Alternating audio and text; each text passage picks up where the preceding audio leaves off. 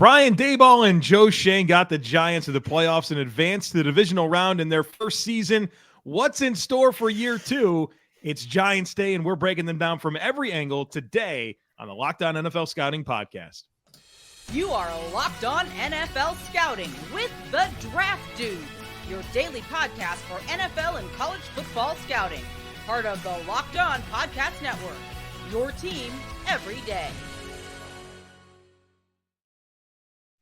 What's better than this? It's guys, me and dudes here on the Locked On NFL Scouting Podcast. We're the Draft Dudes. I'm Joe Marino from Locked On Bills. He's Kyle Crabbs from Locked On Dolphins. And we are your NFL experts here with you daily to talk team building across the league on the Locked On NFL Scouting Podcast with the Draft Dudes, part of the Locked On Podcast Network, your team every day.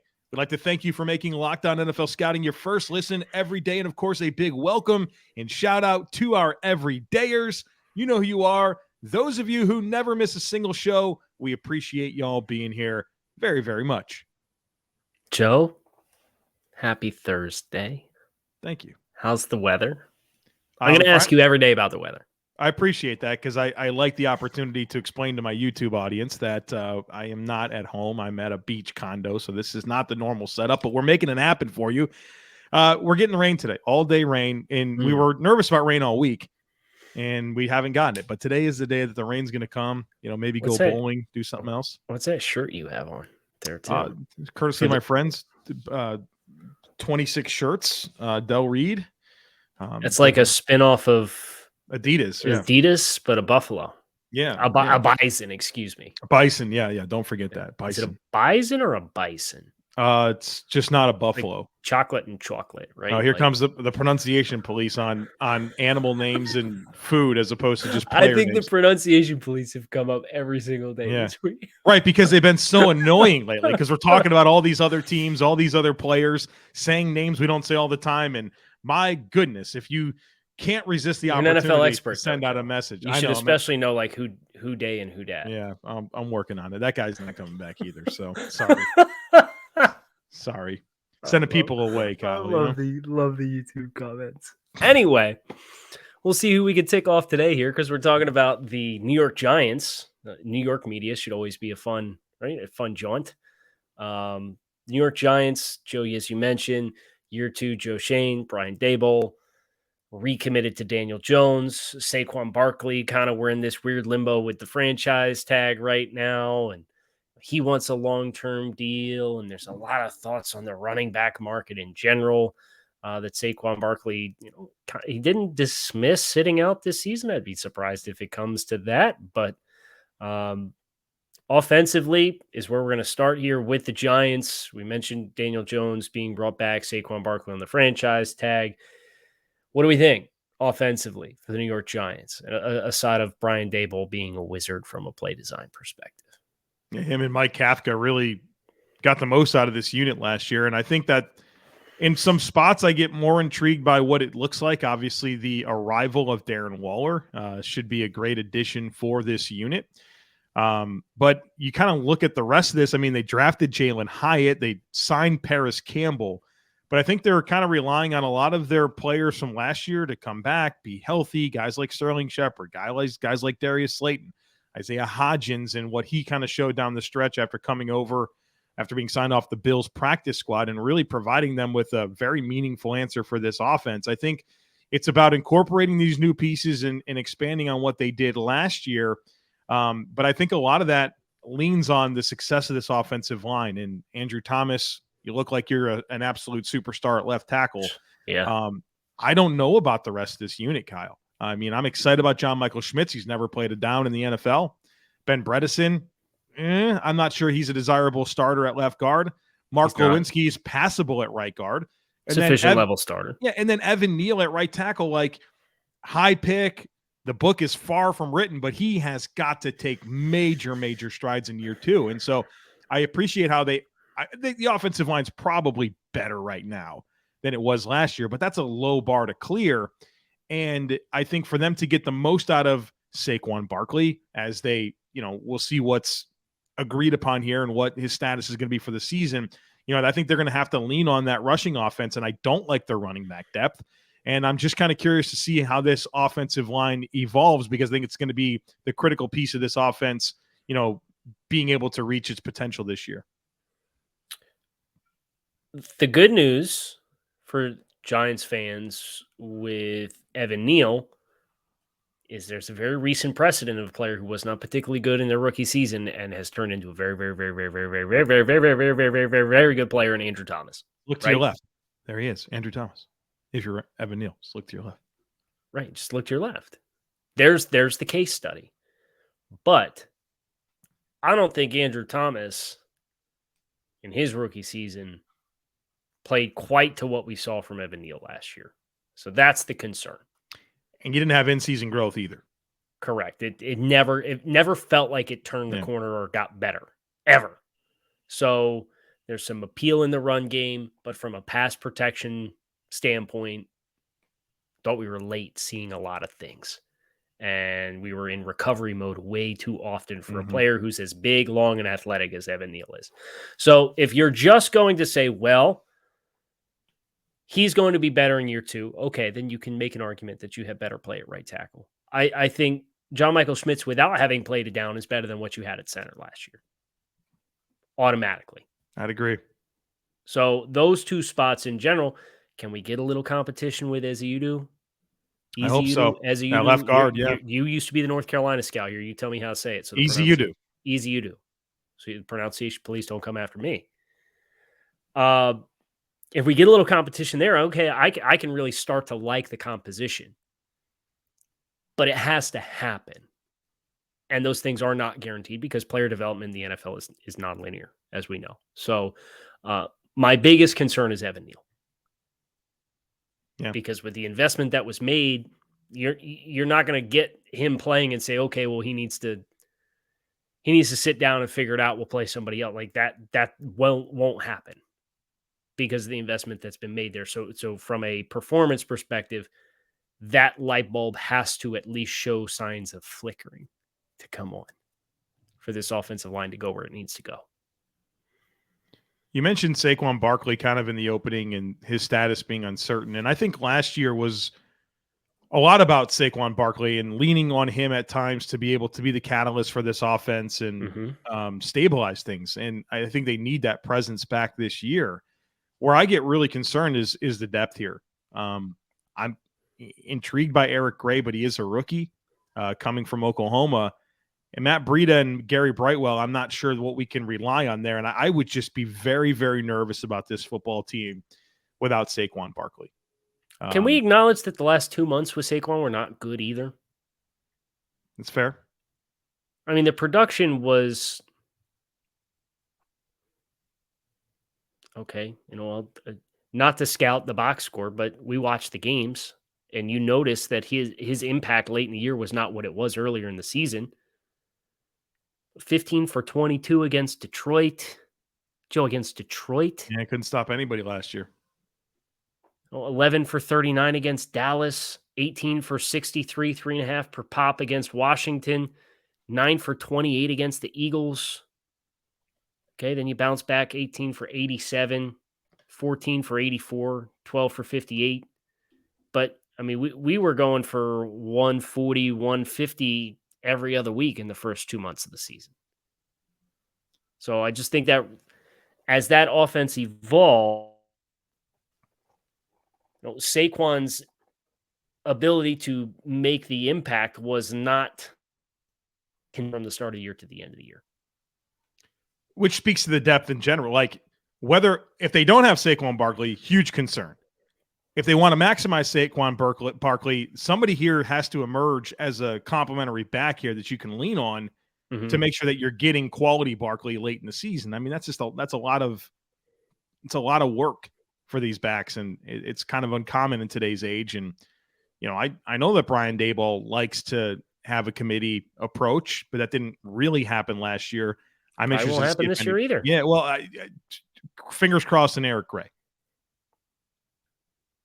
We have a lot to say about the wide receivers, which when we come to consensus in segment 3, I think a lot of that conversation is going to be dictated by the wide receivers. But I think it's kind of tie ribbon on the offense. It's It's about development from Evan Neal. It's about evolving from year 1 to year 2. You know, Isaiah Hodgins and what you saw with those flashes late in the season, incorporating Darren Waller, and hoping that between Slayton and Shepard and Parris Campbell and Wan'Dale Robinson, that those guys, and even Jamison Crowder, you can get health and you can get consistency out of those players, because that's kind of what this offense is gonna need here. So we're going to shift our focus to the defensive side of the football here in just a moment as we continue this conversation around the Giants on today's episode of Locked On NFL Scouting. But first, baseball season is in full swing, and there's no better place to get in on the action than over at FanDuel, America's #1 sports book, because right now new customers can get a no-sweat first bet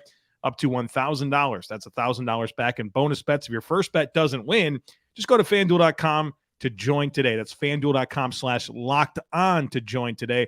Love betting over at FanDuel. It's a safe, secure, easy-to-use app. They have great promotions, and it's the football's futures bets that really intrigue me right now, whether it's the player props, the over-under for rushing, receiving, passing totals, win totals for teams, the awards, all that type of stuff. You got in on the over on the Giants win total last year. You did quite well. So maybe you want to double dip, go back to the well. I don't know. There's a lot you can check out over at FanDuel. So don't miss your chance to snag that no-sweat first bet up to $1,000 when you join FanDuel today. Just go to FanDuel.com/locked-on to sign up. FanDuel, official partner of Major League Baseball. Yeah, we formally owe the Giants an apology for last year and how we viewed that team. Now, granted, did they overachieve? Probably. Yeah, of course they did. But they overachieved in a way in which many teams historically have been able to overachieve, in that they played disciplined football. They had very good coaching, and they were good in situational football opportunities. They didn't turn the ball over. They were good in 2 minute and a half, all that kind of stuff. Dude, like the way that that they overachieved is Brian Daboll's the reigning coach of the year. They went 9-8. That's overachieving, right? Like, that's what it means. So but we digress. We firmly owe the Giants an apology for how we viewed the team last year, and I think this is a better team. Now, we'll get to the defensive side of the ball and talk about that side of the ball. And Joe, is this fact or fiction? The Giants have the best interior defensive trio in football. Interior defensive trio being Dexter Lawrence, Leonard Williams, and A'Shawn Robinson. Yeah. I got to be honest with you about A'Shawn Robinson. That was a player. That was probably the first player. We've done high 20s in teams. I'm sure at this point we got just a few left. A'Shawn Robinson was the one player to this point where I was like, oh, I didn't know he played for this team. And that trio, man, I'm not sure I can find a better one. That's probably the best one. I can tell you, in the defensive summaries that we have done, there are three teams. There are 3 teams that have a 1 through 3 that are all adequate level starters or better. They're the Buffalo Bills, the Jacksonville Jaguars, and the New York Giants. But only one of them has a cornerstone. That's correct. It's the New York Giants. Yeah, and I mean, like, the Bills have 3 yellows, right? Correct. Yeah, that's not the same as having 1 yellow, a blue, and a light blue, which means roster cornerstone quality starter, adequate starter. So I think the Giants have the best interior trio in all of football, especially because Dexter Lawrence found the ways to make the plays, the impact plays that he did last year. Totally changed the composition of just not having a nose tackle.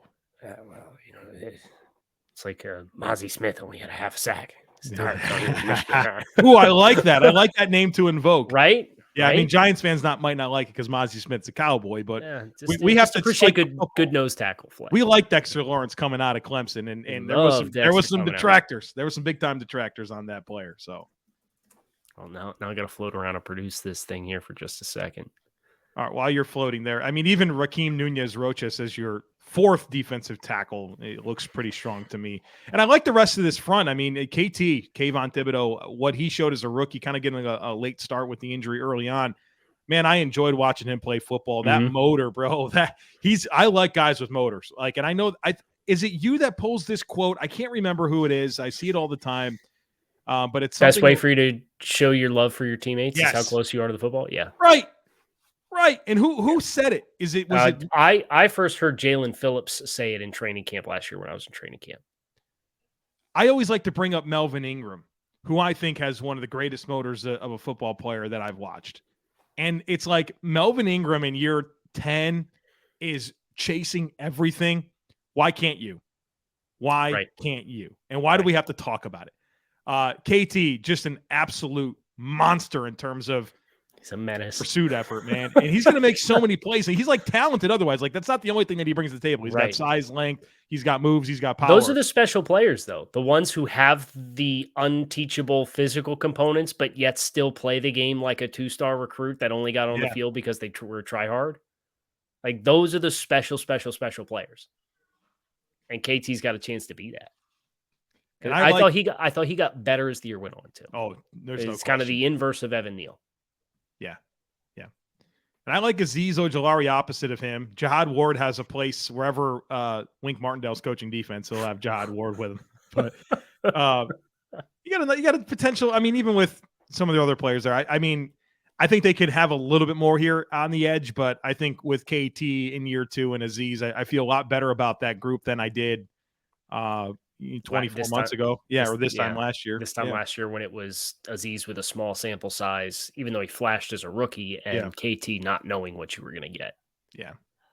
And Wink's ability to kind of get production out of edge rushers has been pretty phenomenal. And so you just never know. Like, you never know. Like, maybe O'Shane Ximenez, like, it all comes together, or Ellerson Smith or something like that, or Toman Ellerson Smith, maybe. Yeah, maybe not O'Shane. But the point being is, like, you've seen this happen under Wink. He's got a long resume of it. Really good defensive line development, and they've got elite traits to work with there. So that's very exciting. I think behind that, I am a little worried about the linebackers, if we're being honest. Should be. Bobby Okereke is a good addition to this linebacker room. I think he's a needed addition to this linebacker room, but you look at the other linebacker deals done on the free agent market, and you consider this was a 4-year, $10 million per year contract, and it's a little rich. I remember when the first team we watched was the Colts. Yeah. Right. And we watched the Colts and we said, man, like, Okereke looked really good, but you know what? So did Zaire Franklin. So did EJ Speed. Like they had a couple of different guys that popped because they kind of went after the same type of player. And I think it's a good embodiment of, if I'm the Colts, I let Bobby walk and not pay him $10 million per season and don't lose sleep over it because I have EJ Speed and Zaire Franklin, as compared to paying $10 million to get Bobby Okereke in the house. Yeah. Now, I think he's an adequate level starter. I think he's got really good traits. I think his length and range is something that's unparalleled with what they have. I know the two things that Jarrad Davis has is straight line speed and long arms, but like Okereke, I think, is a much more complete player than Jarrad Davis. But who's going to emerge as the other stack backer? If it's Jarrad Davis, you're probably going to have a hard time. So it needs to be one of these young guys in Darian Beavers or Micah McFadden. One of those guys in my mind. Now, I think the nice thing with Okereke is I think he's long and athletic and rangy enough where if it is Beavers who can be the more physical guy, okay. And if it's going to be Micah McFadden as the more undersized player, like, okay, I think you can go either way with it. But I really want to see one of those two young guys emerge and take that other spot. Well, and I think if you're looking for the silver lining here, it's that these backers are playing behind what we've called the best interior defensive line in the league, right? And that's so important for linebackers. And you think about Okereke with the Colts and Grover Stewart and DeForest Buckner. I mean, those guys are pretty freaking good. Yeah. And so, I mean, for as good as they are, I think collectively this interior for the Giants is better. And that should allow Okereke to play fast and physical and do a lot of the stuff that made him a $10 million a year player. It's about finding that running mate. And I mean, Jarrad Davis has just had so many opportunities in the league. But I will say, I mean, they saw him last year. They have some level of familiarity with him to kind of pencil him in right now. But I'd be hoping for someone else to emerge here. So that way you can have something a little bit more long-term and, even a guy on a rookie deal. I mean, that's very, very intriguing. I really like the makeup of this secondary, though. Bobby McCain, Darnay Holmes, Xavier McKinney, Adoree Jackson, Deonte Banks. If that's your nickel five, I think you have some good versatility. Yeah. I think you have a lot of interchangeability with the interior. I mean, shoot. Banks is probably the only one that you wouldn't want to take man coverage on the inside. Right. Like Adoree Jackson can play in the slot. Darnay Holmes can play in the slot. Bobby McCain has been a slot guy for a long time before converting to free safety a few years ago. McKinney, I think you've got a lot of interchangeability for a guy like Wink, and the pressure looks and being able to, kind of lie in the pre-snap and then rotate into assignments and have flexibility in that regard. I like the makeup a lot. But it's going to be large part of the success is going to be predicated around how quickly Deonte Banks takes to the NFL. I've been listening to a lot of Deonte Banks press conferences, and man, that dude is confident. I love that about him, right? Like he talked about like what's your superpower, and he's like confidence, man. He's like, I believe I can play. I believe I can be physical. I can do anything on the field, man. And it shows up when you watch him play at Maryland, and so. Yeah, I think that type of skill set's so critical for what Wink wants to do, and I don't think they ever had a super comfortable answer opposite of Adoree Jackson last year, who, I mean, what an absolute gift that was that John Robinson just cut him, and he's a quality starter, and the Giants were able to snatch him up. So there's a parting gift from what's the GM? Gettleman. That one worked out for you. So, I like the makeup of the secondary as well. A lot of versatility, a lot of what works for Wink. I think Xavier McKinney being able to play everywhere is critical for this unit. And even some young depth players that are interesting to me, like a Nick McLeod and kind of the flashes that he showed late in the season last year. Cordell Flott was a fairly high pick. Armani Okereke has started some games. Yeah, Dane Belton. Even Aaron Robinson has some intrigue. So I think that there's some defined starters, but even some depth here that makes me feel pretty good about the makeup of the unit. It's time to come to consensus, Joe. Yes. So as we continue this conversation today on the New York Giants, we're going to come to consensus with a lot of focus on the wide receivers coming up after a very quick break.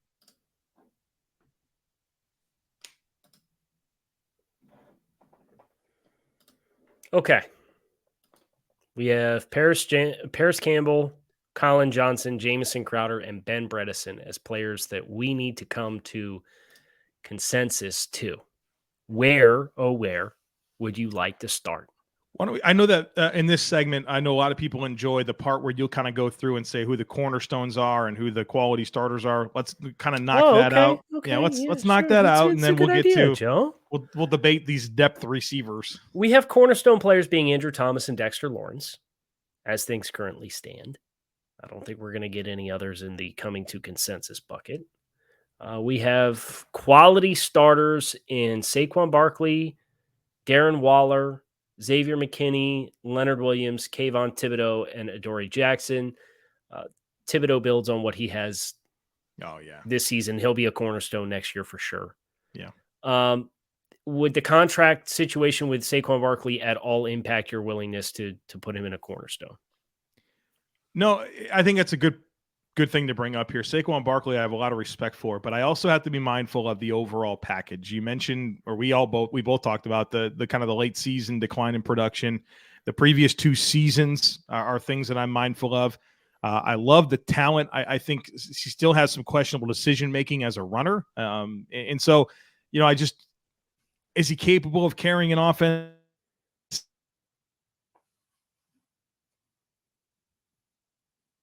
A lot of the last 3 years that makes me say, you know what, I'm satisfied with the quality starter label here as opposed to the cornerstone. I have a take. Okay. We received some questions after yesterday's show in regards to slotting Lamar Jackson as a quality starter. Similar thing. Saquon Barkley is to the running back as Lamar is to quarterback. Perfect.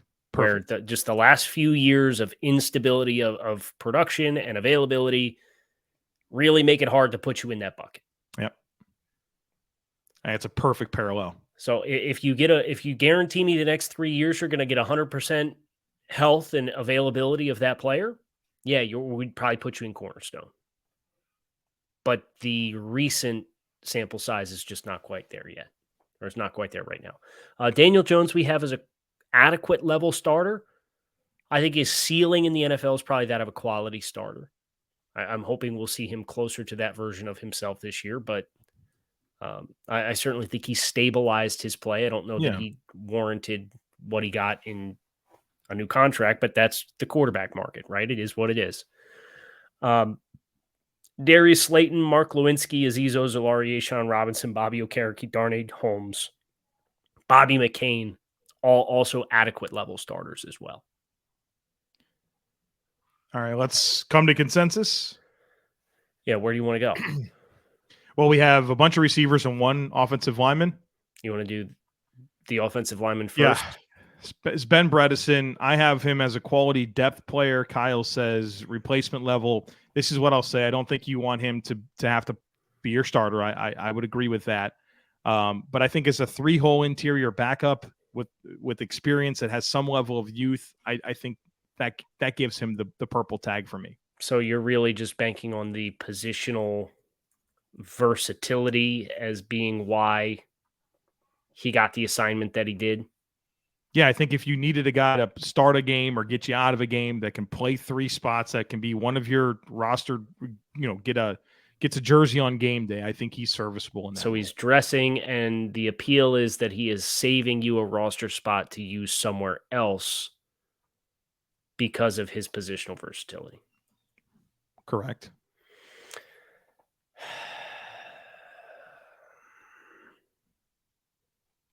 You don't want him playing volume of snaps. You don't want he's not your preferred starter. The Giants fans should be hoping that Josh Easy-Udo wins that job. Like I believe all those things. And how many snaps has he taken at center? 30, I think. So he's played 1 snap at left tackle, 30 at center, and then okay. The point is he can play it. I will come and meet you at quality depth because he has showcased an ability to play multiple spots, including multiple interior spots. So that's a fair argument on your point. I will agree with you. We'll put him as a quality depth player. Colin Johnson's probably your next least path of resistance for us to come to a consensus on. All right. So I'm the lower. No, you're replacement level on Colin Johnson, and I'm incomplete eval on Colin Johnson. Okay. So I'm not his biggest fan. All right. I'll say that. My incomplete evaluation is because I teeter on quality depth and replacement level. I know that he had some momentum kind of going into that first season with this offensive coaching staff. It was very disappointing when he got injured. But I think you can probably look to him being a young player that's been on 2 teams, that kind of has a specific way that he wins and not get intrigued.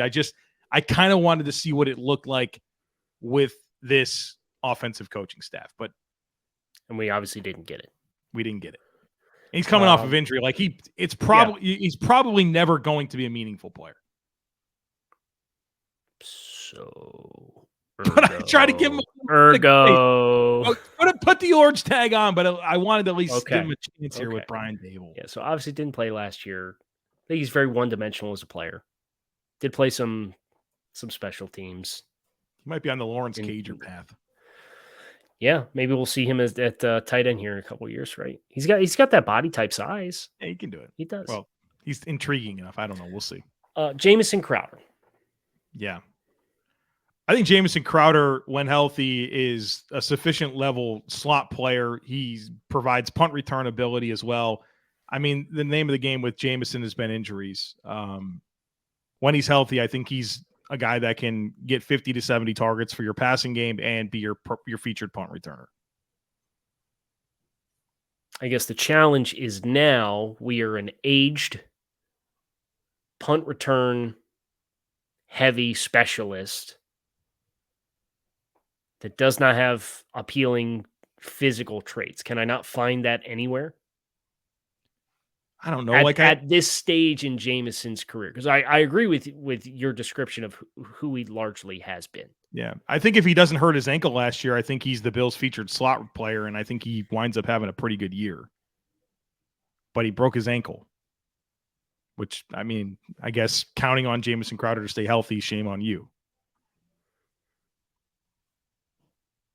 He played 500 snaps in 2021. 500 snaps in 2020. Always battling something, though. Right. He last played meaningful snaps in 2019. I mean, if injury's the thing, then I don't have anything to say. Like that's not going to help me. But I think he can be a sufficient level starting slot receiver that gives you punt return ability. I think that has some value. But if injuries is going to come over the top, there's nothing I can say. Okay. Which I'm going to take it because I have a feeling I'm probably going to meet you on Parris Campbell. Okay. So you gave Parris Campbell a quality depth tag. Yeah. And I gave him a replacement level tag as well. Yeah. I think we got it. But we got a real shot to see Parris Campbell on a offense that was completely in shambles last year. And he found some production. Injuries his first 3 seasons were awful.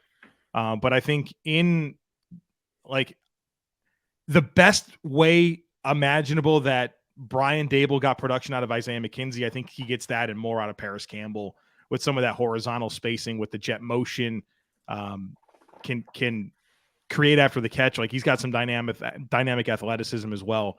I'm not sure he's a volume target, but if he got 600-700 yards from scrimmage this coming year, I think that would be well within his wheelhouse. I think he's a nice ancillary piece of an offense if he can stay healthy. He played 980 snaps last year. Yep. Which is probably about 900 more than he did his first 3 seasons. 196, 63, and 177. So yeah. I mean, I was definitely a little hyperbolic, but I wasn't that far off. It was 2/3 of his career snaps right last year. Yeah. Averaged 9.9 yards per catch. And I get it. I'm going to come up because I think the argument that you made for Jamison Crowder in some ways can also apply to Parris Campbell, even though their skill sets are different. As special team, there's some special teams value here. There's some scheme touch value here. He does have explosiveness and athleticism where Jamison Crowder does not. He's probably going to be the elevated player that's in this role. So because he forecasts higher on the depth chart, like I'll meet you with quality depth here. But my concern is that we caught 63 passes and had 9.9 yards per catch last year. And I understand, as you said, that Colts offense was a train wreck. I get it. And I understand that doesn't always put a player in the best position to be successful. But for a player with the athletic qualities that he has, you certainly would be looking at that level of production of touches and want more. Again, he caught about 2/3 of his career passes and 2/3 of his career yards came last year as well in the snaps.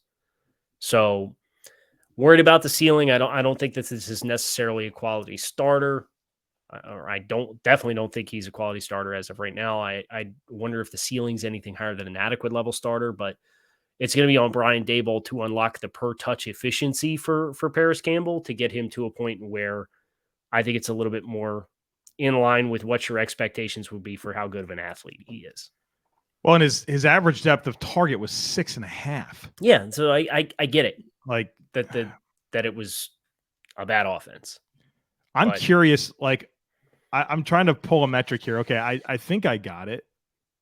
What, how many, do you have his total targets last year? I believe it was 91. Did he really have that many targets? 91 targets last year, yes. Okay, so players in the NFL last year that had 90 targets, if you filter that by average depth of target, goodness gracious. He was 6.5, right? That's what you just said. What a weird group of players this is. Oh, I got to get rid of the postseason stats. That's why this isn't looking weird to me. Okay, hold on. I'm almost there. I hope I get it. Gosh, I hope I get it. How many people? So lowest average depth of target for players with at least 90 targets. Chris Godwin, 6. Okay. Good preview for when we do Tampa next week. Right. Yeah, don't yell at us. Parris Campbell, 6.5. Amon-Ra St. Brown, 6.7. Then you get the Juju at 7.1 and Cooper Kupp at 7.5. Honestly, those are all with the exception of Chris Godwin, and when you factor in what Tampa Bay's offensive line last year was last year, I get it. Those are all players I expect to be in this. Yeah. Except for Parris Campbell. Well, like by and large, these are over 10 yards a target. if you're getting this volume of like, there's 39 players that fit this criteria. And we're under 7. Yes. Well, 1, 2, 3. There was 3 under 7. And there was only like 7 only under wide 8. receivers? Is this only wide receivers? This is only wide receivers. Is there, if you put running back, are there any running backs that had a higher depth of target with that kind of volume? I'm sure Eckler's on the list. He caught 800 balls last year. Okay, so first of all, getting qualifiers is tough. Oh no, average depth of target for running backs is terrible. It's like a yard because they catch somebody behind. Is there any that were further than Parris Campbell? Not with that volume of targets. Okay. No. Okay. No. So the crisis averted then. That's fine. Yeah, no, like most running backs don't even average positive yards of average depth. That's why they're all leaders in Yak. Yeah. Yards Austin after Eckler's catch. average depth of target is negative 0.8. So And he was targeted 127 times last year, and that's his average depth of target. Okay. Yeah. Welcome, Kellen Moore. Let's get this offense rolling. That's going to do it for us here on this episode of Locked On NFL Scouting. I'm Kyle Crabbs. He is Joe Marino. We appreciate you guys and the everydayers who are locked in with us on a daily basis. It's your teams every day here on the Locked On Network. You can find us on YouTube or wherever you listen to your favorite shows. We hope you have a great rest of your day. We're out of here. Peace.